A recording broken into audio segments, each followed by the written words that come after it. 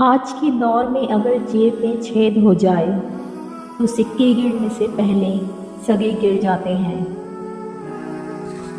رشتے پھولوں کی طرح ہوتے ہیں، اگر توجہ نہ دی جائے تو مرجھا جاتے ہیں۔ ان لوگوں کو وضاحتیں دے دے کر اپنے وقت اور سکون کو برباد نہ کرو جو ہمیشہ آپ کو غلط سمجھنے کے لیے مصروف رہتے ہیں۔ کسی غریب کو تنگ مت کر، تیری طاقت پیسہ ہے، اس کی طاقت اللہ ہے۔ زندگی کی ہر موڑ پر صلح کرنا سیکھو، کیونکہ جھکتا وہی ہے جس میں جان ہوتی ہے، اکڑنا تو مردے کی پہچان ہوتی ہے۔ اس خدا پر بھروسہ کرو جو تمہاری نافرمانی کے باوجود تمہارا رزق بند نہیں کرتا۔ جب تمہیں یقین ہے کہ خدا تمہارے ساتھ ہے تو پھر کوئی فرق نہیں پڑتا کہ کون کون تمہارے خلاف ہے۔ ہر حال میں اللہ کا شکر ادا کرو۔ کیا اللہ کا ہم پر یہ احسان کم ہے کہ اس نے ہمیں ایک مسلمان کے گھر اور محمد مصطفیٰ صلی اللہ علیہ وآلہ وسلم کی امت میں پیدا کیا۔ آخری زمانے میں حق اور سچ بات کرنے والوں کو بے وقوف سمجھا جائے گا اور مکار دھوکے بازوں کو ہوشیار عقل مند سمجھا جائے گا۔ کسی کا حق کھا کر انسان دنیا میں تو خوش رہ سکتا ہے، لیکن روز محشر وہی اس کے گلے کا طوق ہوگا۔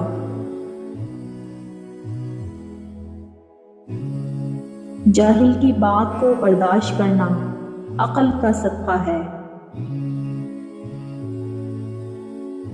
جو دکھ دے اسے چھوڑ دو، لیکن جس کو چھوڑ دو اسے دکھ نہ دو۔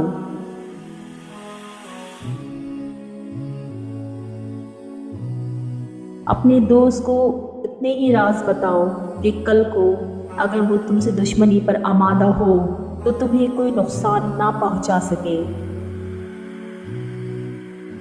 ایک دوسرے کو دعاؤں میں یاد رکھا کرو، ہو سکتا ہے کسی کا بہت بڑا کام تمہاری چھوٹی سی دعا کا محتاج ہو۔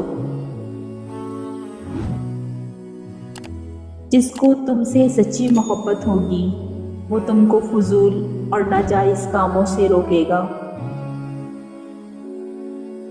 اچھے لوگوں کا تمہاری زندگی میں آنا تمہاری قسمت ہے اور انہیں سنبھال کر رکھنا تمہارا ہنر ہے۔ رشتوں کی خوبصورتی ایک دوسرے کی بات کو برداشت کرنے میں ہے۔ بے عیب انسان تلاش کرو گے تو اکیلے رہ جاؤ گے۔ حسد کرنے والے کے لیے یہی سزا کافی ہے کہ جب تم خوش ہوتے ہو تو وہ اداس ہو جاتا ہے۔ کسی کی غیر موجودگی میں اس کی برائیاں یا کمزوریاں چھیڑ کر ہنسنے سے پرہیز کیا کرو۔ میری غلطی مجھے بتاؤ، دوسروں کو نہیں، کیونکہ میری غلطی میں نے ہی ٹھیک کرنی ہے، دوسروں نے نہیں۔ برے وقت کا ایک فائدہ ضرور ہے، اپنے پرائے کی پہچان ہو جاتی ہے۔ تعلق کو مسلسل آزمانے سے تعلقات میں عیب نکل ہی آتے ہیں، اور عیبوں سے کوئی بھی خالی نہیں۔ انسان کا نقصان مال اور جان کا چلا جانا نہیں، بلکہ انسان کا سب سے بڑا نقصان کسی کی نظر سے گر جانا ہے۔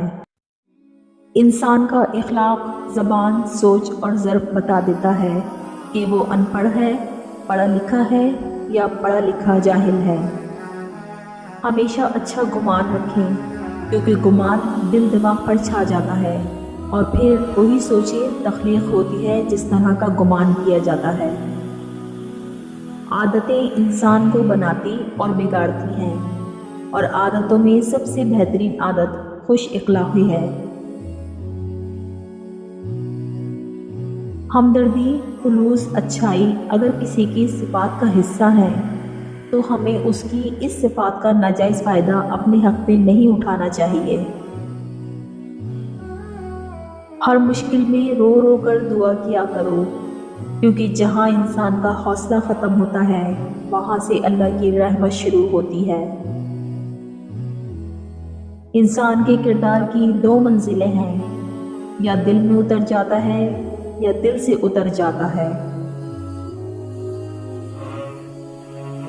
جب آپ کو ہر شخص سے شکایت ہونے لگے تو دیکھ لیجئے یہ خرابی کہیں آپ ہی کے اندر تو نہیں۔